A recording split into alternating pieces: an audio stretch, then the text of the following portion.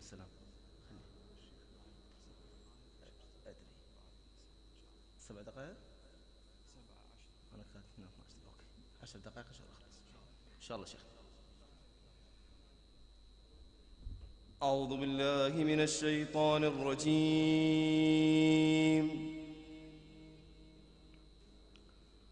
بسم الله الرحمن الرحيم.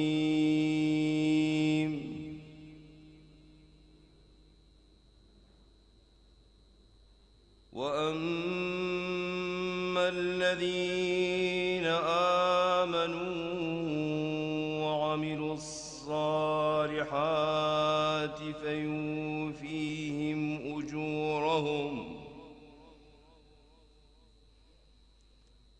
والله لا يحب الظالمين.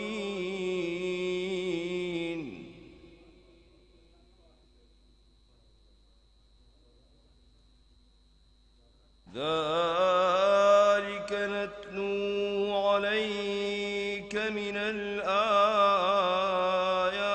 والذكر الحكيم.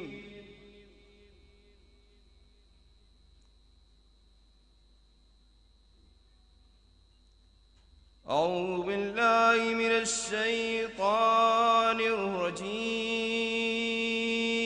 بسم الله الرحمن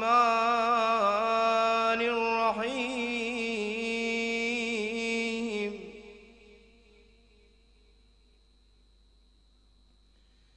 وأما الذين آمنوا وعملوا الصالحات فيوفيهم أجورهم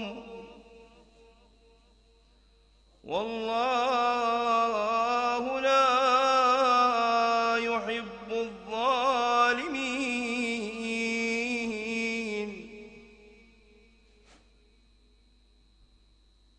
ذلك نتلو عليك من الآيات والذكر الحكيم.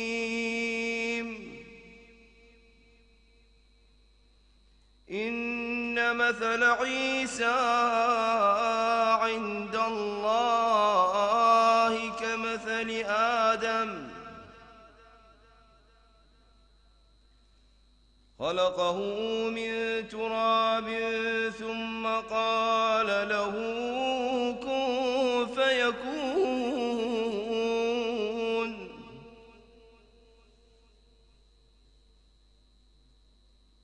الحق من ربك فلا تكن من الممترين.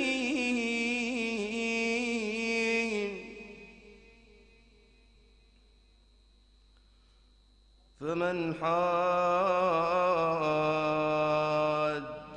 فيه من بعد ما جاءك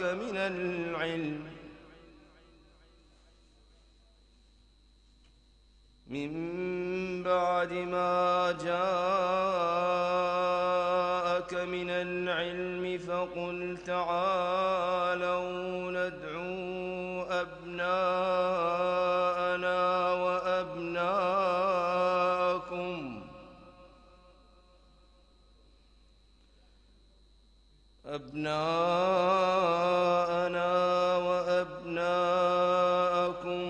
ونساءنا ونساءكم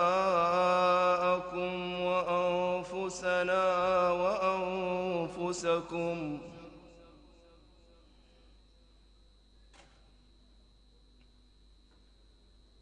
فمن حاجك فيه من بعد ما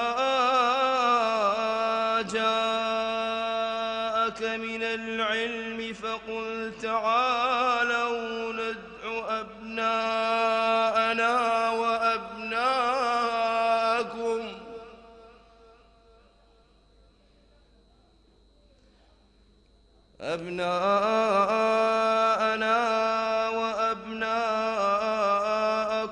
ونساءنا ونساءكم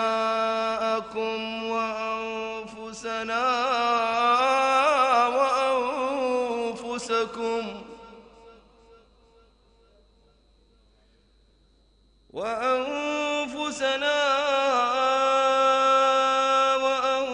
وأنفسكم ثم نبتهل فنجعل لعنة الله على الكاذبين.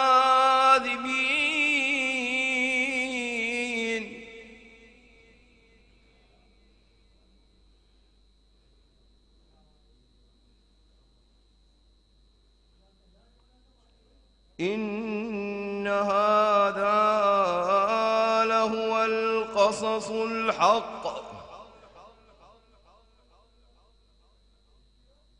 إن هذا لهو القصص الحق وما من إله إلا الله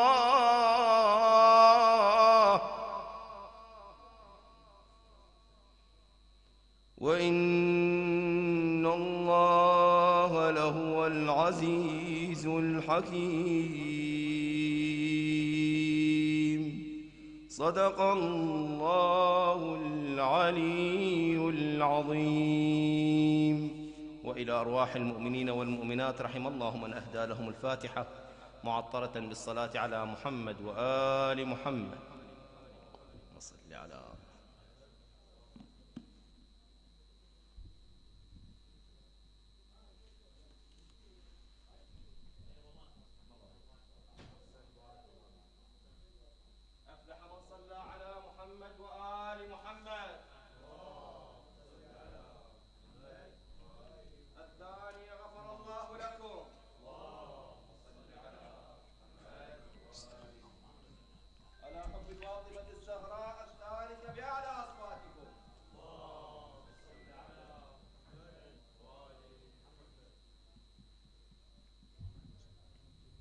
بسم الله الرحمن الرحيم. صلى الله عليك يا رسول الله وعلى أهل بيتك المظلومين. يا ليتنا كنا معكم فنفوز والله فوزا عظيما. صلى الله عليك يا سيدي ويا مولاي يا أبا عبد الله، يا رحمة الله الواسعة ويا باب نجاة الأمة، غريب يا مظلوم كربلاء. السلام على الصديقة الشهيدة فاطمة الزهراء سيدتي نساء العالمين. أحسنتم جزاكم الله خيرا.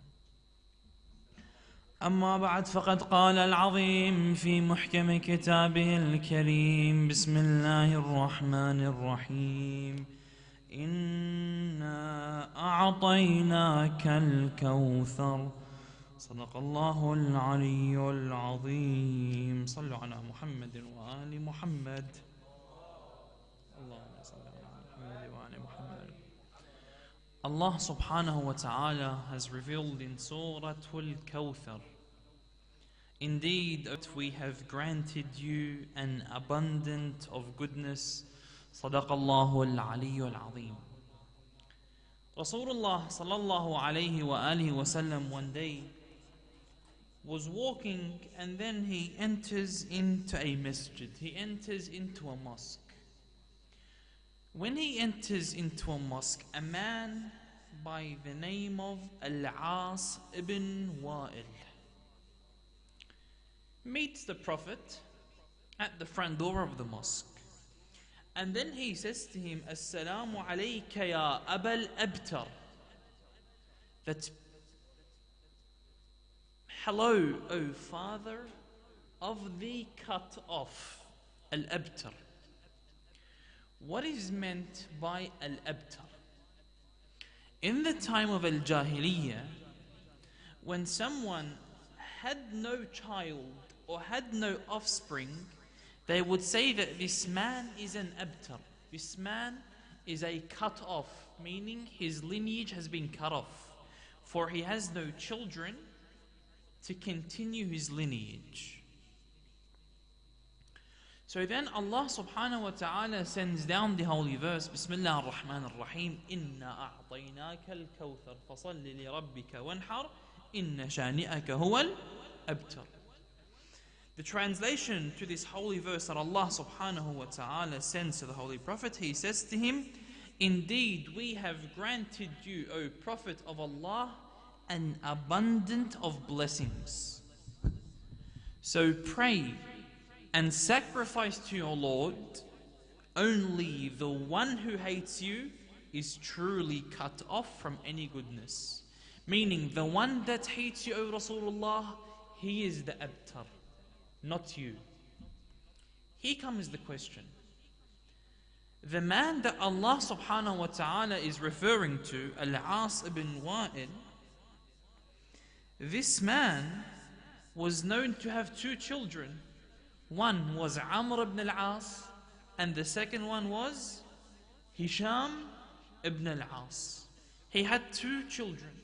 So how is it that Allah subhanahu wa ta'ala describes their father, Al-As, as being Al-Abtar, being the one whose lineage is cut?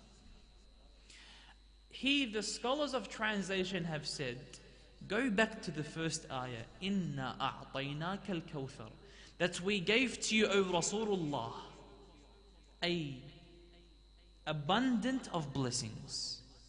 And then connect the last verse, indeed the one that hates you is cut off. Is cut off from what is the question? Indeed the one that hates you is cut off from an abundance of blessings. How is this seen? For those of you that know his son Amr ibn al-As, you will understand that this man is a munafiq. You will understand that this man is a hypocrite. This man is one that went against Amir al-Mu'mineen and sided with Muawiyah, the son of Abi Sufyan. So subhanallah, when Allah subhanahu wa ta'ala describes the one that hates Rasulullah, he says, indeed your children will be those that have no blessings in their life. And we take from that Fatima, she is Al-Kawthar. That lady Fatima, she is the abundant of blessings that Allah subhanahu wa ta'ala bestowed upon Rasulullah sallallahu alayhi wa alihi wa sallam. How is that? There is a narration that Shaykh al-Saduq mentions in his book. When Lady Khadija fell pregnant with Lady Fatima. Lady Khadija, as a quick summary in history, her people kicked her out of their close circles. Why did they kick Lady Khadija out of her circles? Because she married the Holy Prophet sallallahu alaihi wasallam. Because she married him, they counseled her in the community. They kicked her out of their groups. None of the females would speak to her. They would leave her by herself. So naturally, she developed the feeling of, for example, you can say grief. The way that she was dealt with by the people of Quraysh. So then she falls pregnant with Lady Fatima alayha salam. And one night, Rasulullah enters the house. And he sees Lady Fatima, or he sees Lady Khadija speaking to someone. Rasulullah says to her, "Oh Khadija, who are you speaking to?"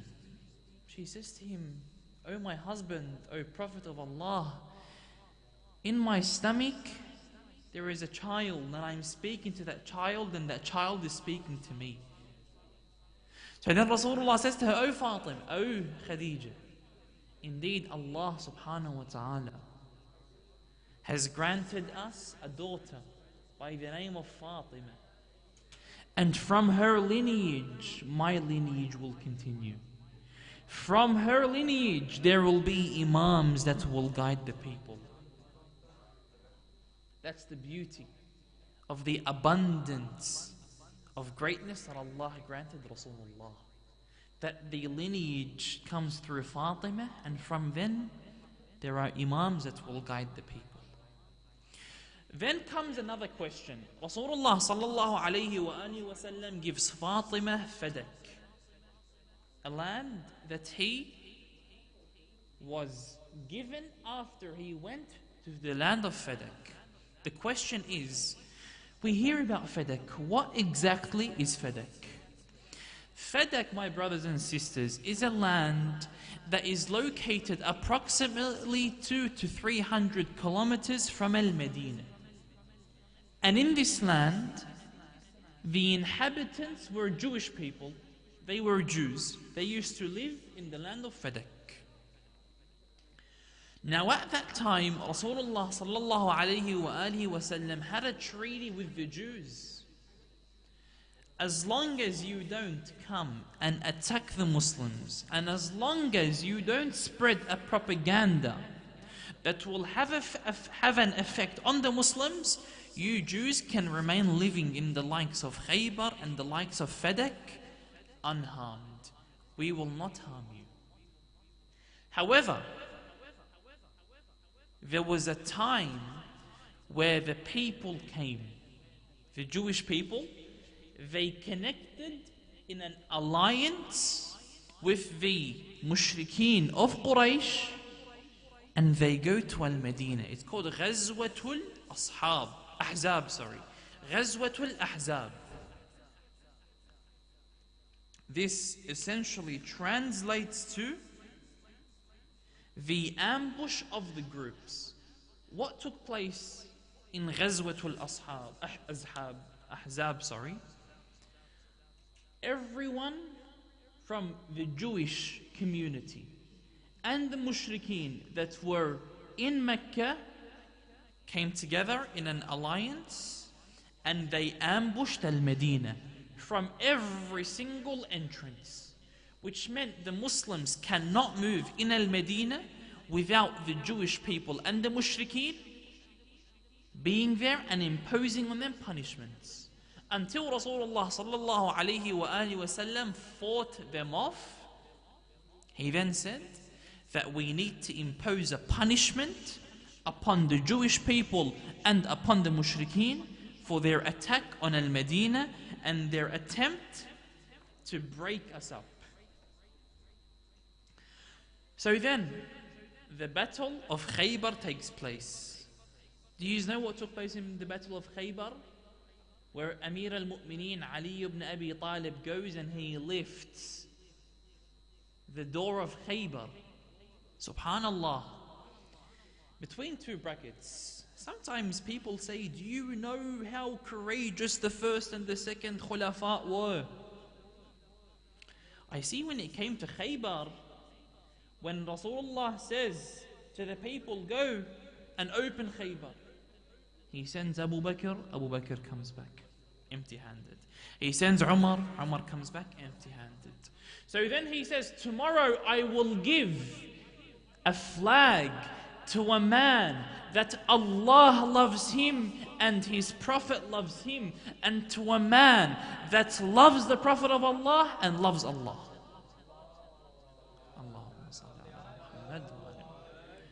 So books of history say that all of the companions that night spent it in worship. Inshallah, I am the person that Rasulullah gives that flag. Inshallah, I will be the one that will open the door of Khaybar. The Sunni version of the hadith says that Rasulullah came in, he asked, he says, "O people, where is Ali ibn Abi Talib?" They said, "Ya Rasulullah, Ali ibn Abi Talib feels a bit unwell." He says, "Bring me here." Rasulullah wipes on the face of Ali ibn Abi Talib, and he says, "This man is the man that Allah loves, and this is the man that his Prophet loves, and this is the man that loves the Prophet of Allah and loves Allah." He goes, he gives Ali ibn Abi Talib the flag and the pole, and he says to him, "Go to Khaybar." Amir al-Mu'mineen goes to Khaybar. He lifts, some say it was only one finger, and he lifts Khaybar up, the door of Khaybar. My brothers, don't think the door of Khaybar is like the door of the mosque. We can lift it up with one finger. Khaybar was known to be a very, very high security detailed area. It's like going to the White House today. It's protected from all sides. You can't enter it. Khaybar was exactly like this. There were trenches, there was khandaq around them. All of these trenches, you couldn't access Khaybar very easily. However, the army of the Muslimin, Amir al-Mu'mineen, goes and he lifts it up. They asked him, Ya Amir al-Mu'mineen, how did you lift this door? He says, I didn't lift it with the quwwah of a human. I lifted it with the quwwah of Allah. Allah gave me this power to lift up this door. So when the Jews of Fadak heard that Ali ibn Abi Talib and the believers, the Muslimin, they went and they attacked Khaybar and they were able to gain the bounties of Khaybar, the people of Fadak became very scared. If Khaybar was attacked and they were successful, then what about us Fadak? We aren't as protected as Khaybar was. They said to one of their messengers, go to Rasulullah, go to the final prophet and say to him, we want to make an alliance with you. We want to become teammates. After they waged war with the prophet. Why? Because they were scared.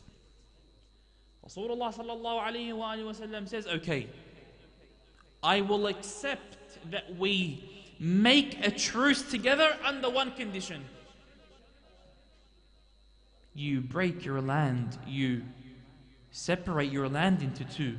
The land of Fadak, one half goes to me and one half remains with you. And you are every single year to give me 24,000 dinar. 24,000 dinar. I don't know how much it equates to today. I know about 5,000 dinar equal to around 25,000 Australian dollars. Right? Let me explain. Amir al-Mu'mineen used to wear a dishdasha worth 2 dirahim. A dishdasha today in Melbourne, how much does it cost? $125? Look at the difference. He used to wear a dishdasha, its cost was 2 dirahim, cents, not even dollars. So you need to understand the significant amount of 24,000 dinar. Why? Because Fadak was a land that the Jews were earning money from. It had dates, it had all of these things. Rasulullah sallallahu alayhi wa sallam is then instructed by Jibreel, oh Rasulullah, Allah has sent down a verse and he says, oh Muhammad, give to your nearest family members their right.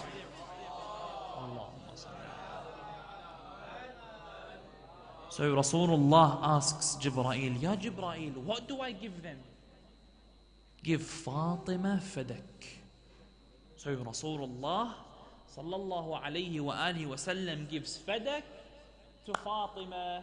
When he gives Fadak to Fatima, subhanallah, this is where the Sahaba become exposed. How are the Sahaba exposed? This is where the calamities start. I will mention narrations, inshallah, for my brothers and sisters, so that this is understood, inshallah ta'ala. Some might say, how is it that Rasulullah gave Fadak to Fatima? Let me mention 2 fiqhi perspectives. In Islam, in our jurisprudence, when the Muslims go to war, we have 2 things, 2 categories of bounties. Al-Ghanaim and Al-Fay. 2 different things. Al-Ghanaim, when Allah subhanahu wa ta'ala speaks about Ghanaim, these bounties, He says that everyone that participates in the war is equal or earns something of the bounties that we collect. If you're an archery man, you have a right to own something. If you helped out, you have a right to help something, to own something. Al-Fay in fiqh, what does it mean? It means in the fiqh mustalah, a land that you enter but you don't initiate war, then only the Prophet owns what is taken. So the land of Fadak, did they ever kill anyone on there? No.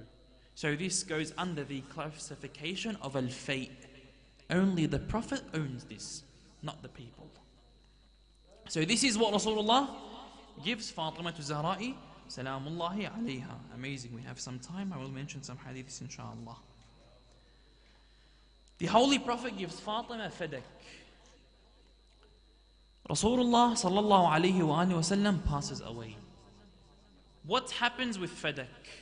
Does anyone know what happened to Fadak after Rasulullah passed away? The younger generation? What happened to this land that Rasulullah gave Fatima after he passed away?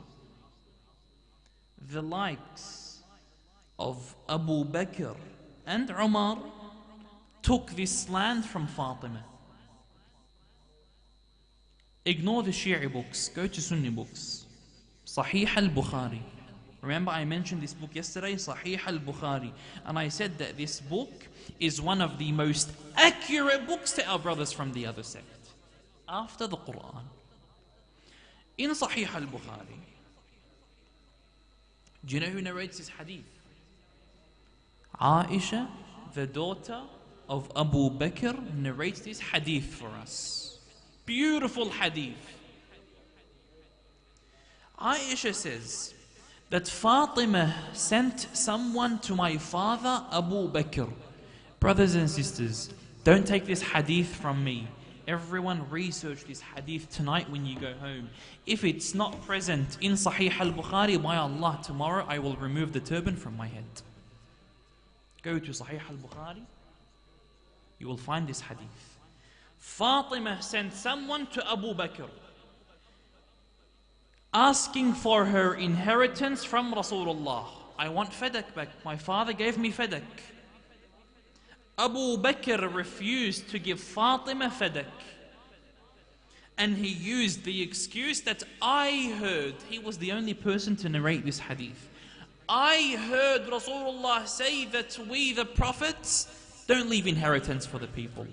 The Quran itself contradicts what you are saying.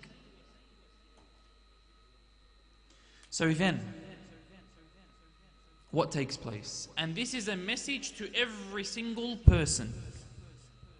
When the people say, why do the Shia have problems with particular Sahaba? I say, let's refer back to your books, my brothers and sisters. Aisha says, either you want to call Aisha a liar, which is a problem for you. Either you want to say Sahih al-Bukhari is false, it's a problem for you. Either way, you're screwed. She says, Aisha narrates, Abu Bakr refused to give anything to Fatima, so she became angry with Abu Bakr. My brothers and sisters, does Rasulullah not say that Allah becomes angry for whoever Fatima is angry with? In your own books you find that hadith. In this hadith, Aisha says, Fatima became angry with my father Abu Bakr. Okay, what was the time period of this anger? Some might say, okay, she was angry with him for one day and then she became friends with him. No. So she became angry with Abu Bakr and she kept away from him. She avoided him and she did not come anywhere near him until she died. Which means, did Fatima die angry with Abu Bakr or not? According to Bukhari, Fatima died angry with Abu Bakr. Here's your answer right there. Fatima died angry with Abu Bakr. And subhanallah, if you go down the same hadith, if you go down, look at how Amir al-Mu'mineen Ali ibn Abi Talib was treated. Aisha then narrates, when Fatima was alive, the people used to respect Ali ibn Abi Talib. But after Fatima's death, Ali noticed a change in the people's attitude towards him. Is this not oppression of the Ahlul Bayt? One hadith, and inshaAllah ta'ala I will end so we can make it in time for salah. One day, Amir al-Mu'mineen Ali ibn Abi Talib sees Abu Bakr sitting down. Ali ibn Abi Talib, he goes and he says, "Oh Abu Bakr, I want to ask you about the Quran.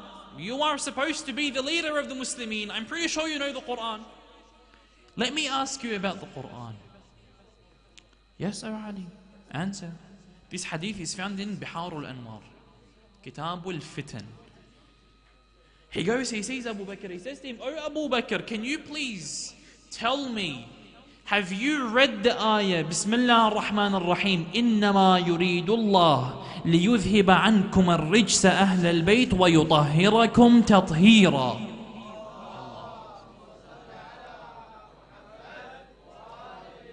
That indeed Allah subhanahu wa ta'ala wants to purify you, O Ahlul Bayt, in a thorough purification. Abu Bakr says, "Yes, I've read this. Surah Al-Ahzab, ayah number 33. We've all heard this ayah before." He says to him, "Oh Abu Bakr, you know how you asked for witnesses to prove that Rasulullah gave fadak to Fatima? Listen to what I'm going to say to you. If two women came to you, O Abu Bakr, and said that Fatima committed a major sin, will you believe these two women or not?" He says, Abu Bakr replies, that if these two women come and tell me that Fatima committed a major sin, then I will execute a punishment upon Fatima. Ali ibn Abi Talib says to him, "Oh Abu Bakr, you've become a kafir." How? He says, "Did you not hear in the Quran when Allah said that He wants to remove all purification from us, the Ahlul Bayt?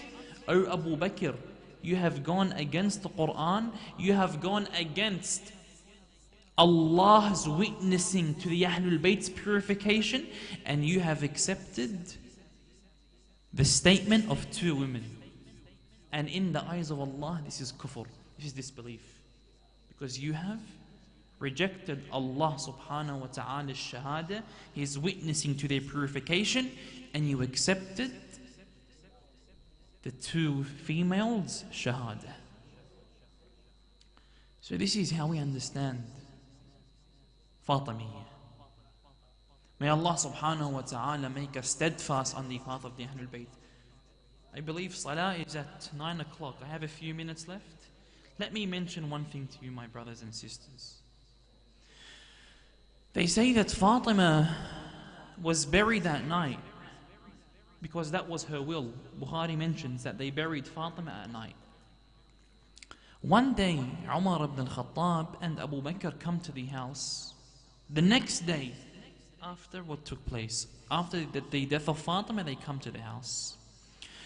Al-Miqdad opens the door. They ask, "Oh Miqdad, where was Fatima buried?" They said, "We buried her last night."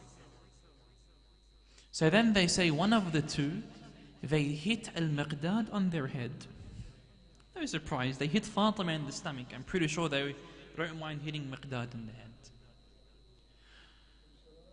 Indeed, we will go and we will undig every grave that was, or every person that was buried last night, until we find Fatima. We will take her out of the grave and then we will pray upon Fatima. Amir al-Mu'mineen, he is this.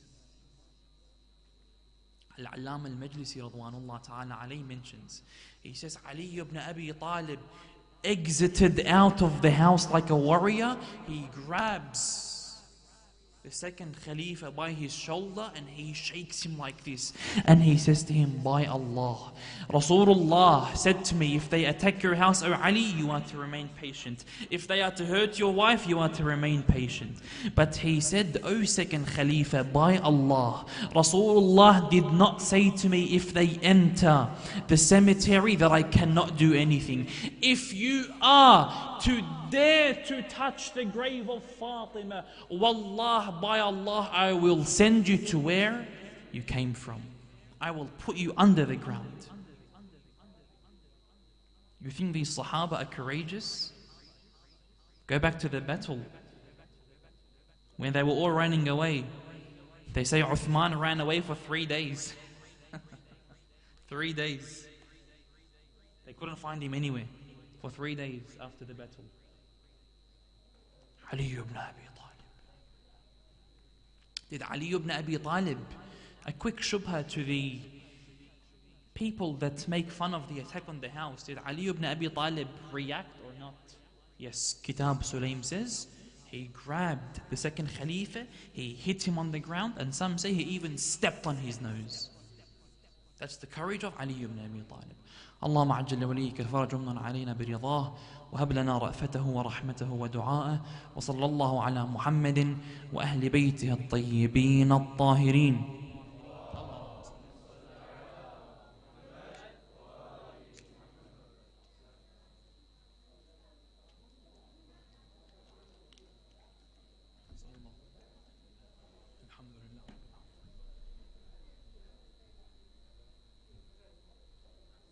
الشيخ